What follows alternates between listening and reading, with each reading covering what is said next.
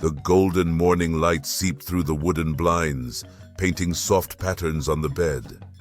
The air was still, carrying the faint scent of rain-washed earth and warm skin. Bakari lay in the tangled sheets, his body pressed close to Kwame's. The steady rhythm of Kwame's breathing was calming, grounding, addictive. For the first time in a long time, there was peace. Bakari traced gentle circles on Kwame's arm, his fingers trailing over old scars that whispered stories he didn't yet know. Kwame shifted, his deep eyes fluttering open. A lazy, knowing smirk curled at his lips. "You're staring." Bakari smiled. "Maybe." Their faces were close, too close. A silent tension hung in the air, thick and unspoken. The warmth of the morning wasn't just from the sun. Kwame lifted a hand, gently brushing a stray curl from Bakari's forehead. His touch was light, almost hesitant. "Sleep well?" Kwame murmured. Bakari chuckled softly. "Better than I have in a long time." Kwame's gaze lingered on him, searching, questioning. The silence stretched, not awkward but weighted, as if there were things waiting to be said. But neither of them were ready. Instead, Kwame shifted, closing the remaining space between them. His forehead rested against Bakari's. It was not a kiss, but it was something deep, something intimate. A gust of wind rattled the cabin window, breaking the spell between them. Bakari sighed, reluctantly pulling away. "We should eat something." Kwame smirked. "Are you offering to cook?" Bakari scoffed. "I don't think my cooking skills would impress you." Kwame sat up, stretching lazily. "Well, lucky for you, I make a mean breakfast." Bakari raised an eyebrow. "You, the mysterious runaway, ex-street fighter, dangerous man, knows how to cook." Kwame laughed, standing up. "Let me surprise you." The cabin smelled of sizzling eggs and warm toast as Kwame moved through the small kitchen with surprising ease. Bakari leaned against the counter, watching him. "You look suspiciously comfortable doing this." Kwame flipped an omelette effortlessly. "Let's just say I wasn't always running." Bakari's smile softened. "Tell me about it." Kwame hesitated. A flicker of something passed through his eyes. Then, before he could answer, bang, bang, bang. A loud, forceful knock echoed through the cabin door. Bakari and Kwame exchanged a glance.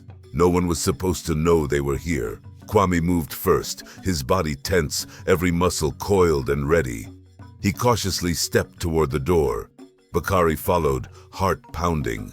The door creaked open, and standing there was a woman. Dressed in dark jeans and a leather jacket, she looked between them, eyes sharp and knowing. Then she spoke. "Kwame, we need to talk." Bakari studied the woman at the door. There was something familiar in the way she stood, like she knew Kwame well, too well. Kwame noticed her immediately. Zoya. Bakari's stomach clenched. He had never heard that name before. The woman, Zoya, gave a slow, knowing smile. "Still sharp, I see." Her eyes flickered to Bakari. "And you've made a friend." Kwame stepped in front of Bakari, protective. "What do you want?" Zoya sighed, crossing her arms. "You really think you can disappear? That no one would come looking?" She tilted her head. "You owe me, Kwame." Bakari's pulse quickened. What did that mean? Kwame's jaw clenched. "I don't owe anyone anything." Zoya smirked. "That's cute." She took a step closer, lowering her voice. "They're coming, and if you don't want him," her gaze flicked to Bakari, "to get caught in the crossfire, you'd better listen." "Talk," Kwame told her. The atmosphere inside the cabin was thick with unspoken history. Zoya took a sip of coffee, watching Kwame over the rim of her cup. "You've gone soft," she murmured. "The Kwame I knew wouldn't have let his guard down like this." Bakari bristled. Maybe he doesn't have to live like that anymore. Zoya's gaze flickered to him, assessing. And who are you? Kwame's voice was low, firm. He's with me. Something unreadable passed through Zoya's eyes before she sighed and set her cup down. I came to warn you, Kwame. Omar isn't done. He's been looking for you, and he knows about him. Bakari's heart stuttered. Me? Zoya nodded. Omar's not just after Kwame anymore. He wants leverage. He wants to make him suffer. Kwame's fists clenched. Let him try. Zoya shook her head. You don't get it. He's already setting the trap. You have a price on your head, Kwame. And Bakari, he's your weak spot. The room fell into silence. Then quietly, Bakari spoke. So what do we do? Kwame's gaze met his. His fingers twitched, like he wanted to reach out, but too much was at stake. We run, Kwame said, one last time. Outside, the sky had darkened. The world felt smaller, closing in around them. Kwame stood at the cabin's doorway, staring into the distance. Bakari approached him, the weight of Zoya's warning pressing between them. You don't have to do this alone, Bakari said softly. Kwame turned, his eyes searching Bakari's face. I should have never brought you into this. Bakari reached out, sliding his fingers against Kwame's. You didn't bring me into this, Kwame. I chose this. Kwame swallowed hard. It's going to get worse before it gets better. Bakari smiled, though his heart was pounding. Then we'll fight together. For a moment, Kwame just stared at him. Then finally he exhaled. He lifted Bakari's hand to his lips, pressing a slow, lingering kiss against his knuckles. I don't deserve you, Kwame murmured. Bakari tilted his head. Maybe I'm just stubborn. Kwame huffed a quiet laugh. Then his expression grew serious again. We leave at dawn. Bakari nodded. Where to? Kwame's eyes darkened. To finish this. The cabin was quiet. Too quiet. Bakari lay awake, staring at the ceiling, his mind tangled in thoughts. Next to him, Kwame's breathing was steady, but Bakari knew he wasn't asleep either. You really think running is the only option? Bakari whispered. Kwame exhaled. Not running, strategizing. Omar doesn't stop Bakari. If we disappear, he'll just keep hunting. Bakari turned on his side, facing Kwame in the dim light. Then let's end it, on our terms. Kwame's lips twitched, part admiration, part concern. You're not built for this life. Bakari smirked. Then I guess I'll have to adapt. Kwame studied him, his gaze darkening in a way that made Bakari's pulse quicken. Slowly, Kwame reached out, fingers tracing along Bakari's jaw before sliding down to his collarbone. It wasn't just a touch, it was a promise. If we do this, Kwame murmured, there's no turning back. Bakari leaned in, their breaths mingling. Then let's not turn back. And then Kwame leaned in, his eyes searching Bakari's for a fleeting moment before their lips met. The kiss was slow, deliberate. His lips warm and firm against Bakari's, tasting, savoring. Bakari exhaled softly, his hand sliding up Kwame's arm, fingers curling around the nape of his neck as he pulled him closer. Their breaths mingled, the space between them vanishing as the kiss deepened naturally, not rushed, but lingering, like neither wanted to let go. Dawn crept through the windows, casting golden streaks across the wooden floor. Kwame had just finished packing when his burner phone buzzed. Unknown number. His stomach clenched. He answered. Talk. A low chuckle crackled through the line. Miss me? Kwame went still. Omar, Bakari, who had been watching, tensed at the sudden shift in Kwame's demeanor. What do you want? Kwame said, voice tight. Omar's laughter was slow, taunting. I could say I want revenge. I could say I want you dead, but let's not be dramatic. I just want what's mine. Kwame's grip tightened on the phone. I was never yours. Omar ignored him. Meet me at the docks tonight. No weapons, no backup, just you and Bakari. We'll negotiate. Bakari's stomach turned. Kwame's voice was steel. If you so much as breathe near him... Tick-tock, lover boy. Omar cut him off. See you soon. The call ended. Kwame exhaled sharply. It's a trap. Bakari's jaw clenched. Obviously. But we're going, aren't we? Kwame met his gaze. Yeah, we are. The docks were eerily quiet.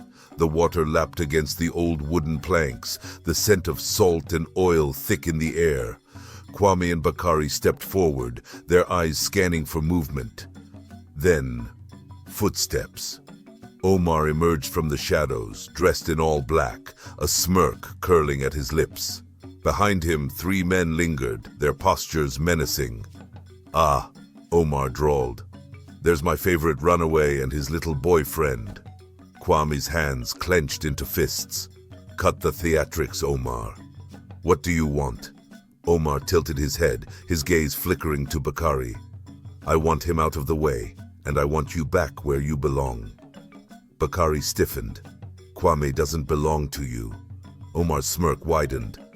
Oh, then why does he keep running from me? Kwame took a slow step forward, voice low, dangerous. I'm done running. Omar chuckled. Good. Then let's see if you're ready to fight. He snapped his fingers, and the men lunged. It happened fast.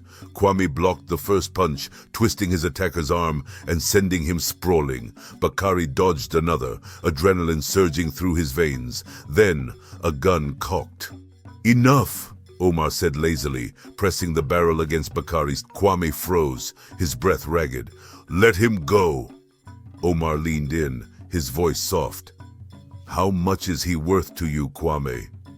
Bakari swallowed hard, his heart slamming against his ribs. Omar's grip was steady, his eyes gleaming with twisted amusement. Kwame's fists shook. I swear to God, Omar.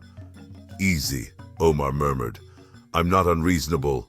I'll let him go, on one condition. Kwame's stomach sank. What condition? Omar's smirk deepened. Come back to me. Bakari's entire world tilted. No. Omar ignored him. You and I both know I own you, Kwame. This little fantasy of freedom, it ends tonight. Kwame's jaw clenched. The air was suffocating. Bakari's voice broke. Kwame, don't. The world held its breath. Then, Kwame took a step forward. The cold metal of the gun pressed against Bakari. Omar's smirk was lazy, his grip firm. Tick-tock, Kwame. What's it gonna be? Kwame's mind raced. His pulse pounded in his ears. His instincts screamed to fight, but Bakari's life hung in the balance. I'll come with you, Kwame said, his voice tight. Just let him go. Bakari's breath hitched. Kwame, don't do this. Omar's grin widened. See? That wasn't so hard. He shoved Bakari toward one of his men who caught him roughly. Tie him up. We wouldn't want him doing anything reckless. Bakari struggled. Omar, you bastard! A hard punch to his stomach cut him off. He gasped, doubling over. Kwame snapped. Faster than anyone could react, he lunged at the guy holding Bakari, slamming his elbow into his throat. The man choked, staggering back. In the same breath, Kwame grabbed Bakari's hand and ran. They didn't get far. Gunfire erupted, bullets splintering the wooden docks as they sprinted between crates and rusting metal containers. Bakari's heart hammered. We're not gonna make it. Kwame yanked him behind a shipping crate, his body shielding Bakari's as bullets whizzed past. Then, silence. Too quiet. Kwame's eyes darted around. Something wasn't right. Then, click. A gun pressed against his spine.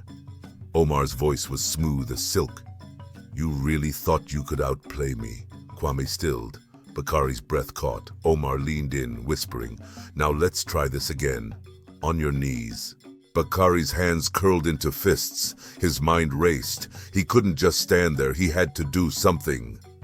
His eyes flickered to the gun tucked into Omar's waistband. A risk, a gamble. Before he could second-guess himself, he moved. With one swift motion, he grabbed the gun and bang! Omar staggered back, clutching his arm. His men froze. Kwame wasted no time. He twisted free, grabbing Omar's collar and slamming him against the crates.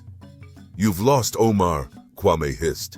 But Omar just laughed. Even with blood trickling from his arm, his smirk never wavered. "You really think this is over?" Then, sirens. Red and blue lights flooded the docks.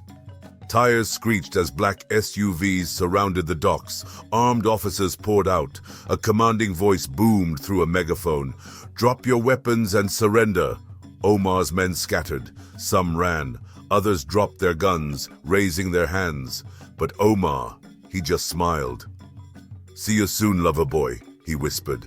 Then, with one final smirk, he leapt backward into the water. Kwame lunged, but it was too late. Omar disappeared into the dark depths. The officers swarmed in, grabbing the remaining men. One of them approached Kwame and Bakari. "Are you two all right?" Kwame barely heard him. His eyes stayed on the water. Bakari stepped closer, voice quiet. "Do you think he's—" "No." Kwame's jaw clenched.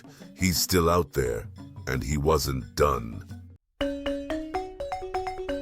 Hey there, I hope you enjoyed this episode. If you did, then don't forget to leave a like and comment your favorite part. Also, don't forget to subscribe for more episodes and to share this video to as many people as you can. Comment part 5 if you want to see the next episode.